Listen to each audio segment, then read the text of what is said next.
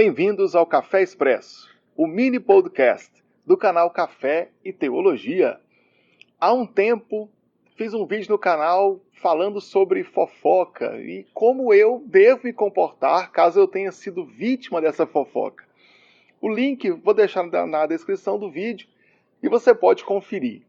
Mas hoje eu fiquei pensando o que fazer quando eu sou o agente dessa maledicência, quando eu sou o agente dessa conversa.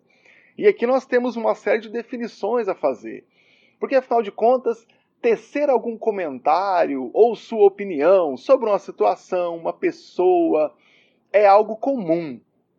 E tão comum que talvez nós nem teríamos assunto com a maioria das pessoas que nós convivemos, caso a gente não faça nenhum tipo de comentário acerca de uma pessoa, uma situação, uma questão em geral. Eu aprendi, e faz um bom tempo isso, que reclamação é quando ela é de baixo para cima. Ou seja, uma situação em que eu falo com um superior a mim sobre tal situação, e então isso se configura uma reclamação. Quando ela é de cima para baixo, é uma fofoca, é uma maledicência, é uma falação. Porque, afinal de contas, se em algum nível hierárquico a pessoa está abaixo de mim, ela não pode tratar a situação, ela não pode fazer nada para melhorar isso, então se torna uma simples falação, maledicência, fofoca. E então, nesse caso, eu não devo fazer. Mas e quando aquele breve comentário que fazemos, aquele assunto com o nosso amigo particular, ultrapassa o limite? E isso pode acontecer.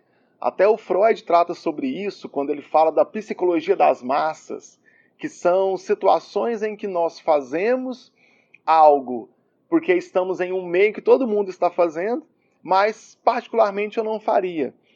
Talvez um exemplo bom é o estádio de futebol, em que a pessoa nunca fala um palavrão, nunca grita, mas estando no estádio de futebol, em que todo mundo grita, todo mundo fala, então a pessoa também grita, extravasa, xinga o outro time, xinga o juiz, e quando sai dali, ele tem um comportamento muito diferente. Essa é a chamada psicologia das massas. Eu posso até encontrar um eco no apóstolo Paulo quando ele lembra, numa citação bíblica, é um ditado popular da época dele, de que as más companhias pervertem os bons costumes. E agora, o que eu faço? Uma vez que eu percebi que eu sou o agente dessa fofoca, que eu sou aquele que promove a fala dos irmãos. Bom, tem alguns perigos aí. Um muito sério é que normalmente a pessoa que fala do outro, ele se sente superior ao outro a ponto de poder criticar.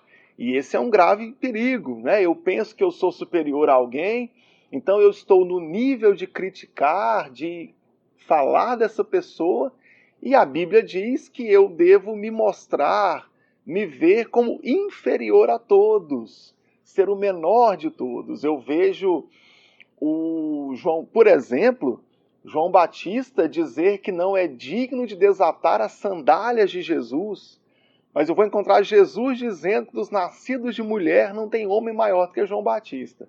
Gente, quem é maior do que Jesus? E Jesus nasceu de mulher também, e existe até uma polêmica teológica nesse assunto aí, se Jesus estava se incluindo ou de todos os homens, exceto Jesus, já que ele é o próprio Deus, eram todos inferiores a João Batista. O apóstolo Paulo se apresenta como servo de Cristo, a tradução ao pé da letra seria escravo de Cristo. Tiago também se vê assim, Pedro, Judas, não Judas o traidor, Judas o autor do livro de Judas, que está lá pertinho de Apocalipse na Bíblia, como sendo o menor de todos. Esse é um perigo. Muitas vezes a fofoca vem por outra questão, em que a pessoa ela comete aquele pecado, mas ainda assim é hipócrita de apontar o pecado no outro. O nome disso é hipocrisia. Ou muitas vezes alguém só quer ser aceito em um grupo e acaba que comenta uma pessoa fora desse grupo para que ele se sinta aceito. Bom, eu poderia falar muito tempo sobre a teoria, as teorias de quando isso acontece, mas vamos pensar de outra forma. Uma vez que você identificou que você não é uma simples vítima dessa conversa, mas é o agente, você é ativo nessa história, o que você pode fazer? Primeira coisa é reconhecer o próprio erro. E aqui está um problemão que muitas vezes não acontece, em que a pessoa não reconhece que está errada, ela simplesmente foge da situação ou é petulante o bastante para permanecer no erro. Então a primeira coisa é reconhecer: eu estou errado, eu estive errado, e não há na Bíblia nada mais nobre que o arrependimento. Então a pessoa reconhece que está errada e se arrepende. E arrependimento tem algo implícito e obrigatório, que é a mudança de vida. Se alguém diz que arrependeu, mas permanece no erro, não há arrependimento. O que há é, no máximo, a vergonha parcial por causa daquele momento, mas que depois volta. Então, que esse arrependimento venha acompanhado de mudança de vida, porque aí sim você vai fazer o que João Batista fala para os fariseus, que é demonstrar frutos dignos de arrependimento. Ou seja, mostrar com as minhas ações que realmente houve arrependimento por parte daquela situação. Outra questão é muito importante, que você se retrate com aquela pessoa que foi vítima da sua conversa. Mesmo não sendo tão grave assim, tá? De repente não seja, às vezes foi muito grave a consequência, que você vá até aquelas pessoas e diga: olha, eu disse isso de você, eu falei mesmo, eu estive em tal situação, eu vi tal coisa acontecendo, e converse com essa pessoa. Afinal de contas, importa que nós tenhamos as nossas causas tratadas e perdoadas com os nossos irmãos.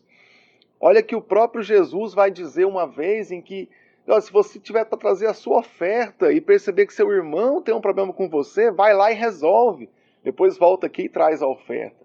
Olha só a importância que Jesus dá a esse perdão e a mudança de vida. Outra situação, já falei, que é o arrependimento, a mudança de vida, que não volte a fazer mais. E se por acaso você identificar que alguma situação, algum momento acaba te levando a agir assim, fuja da situação, fuja do problema e apresente aí as mudanças no seu comportamento para que você não seja o agente desse tipo de situação, dessas conversas. Então é isso. Para saber a minha opinião sobre o que fazer quando você é vítima de alguma conversa, o link está aqui na descrição do canal. Eu disse o que eu acho que você deve fazer no caso de você ser o agente, né? Você ser o causador da situação.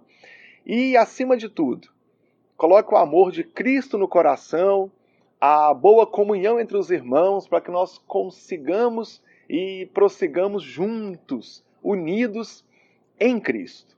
Divisões, discórdias, né? Brigas, não são coisas de cristãos. Já o perdão e a mudança de vida, essa sim é uma atitude cristã.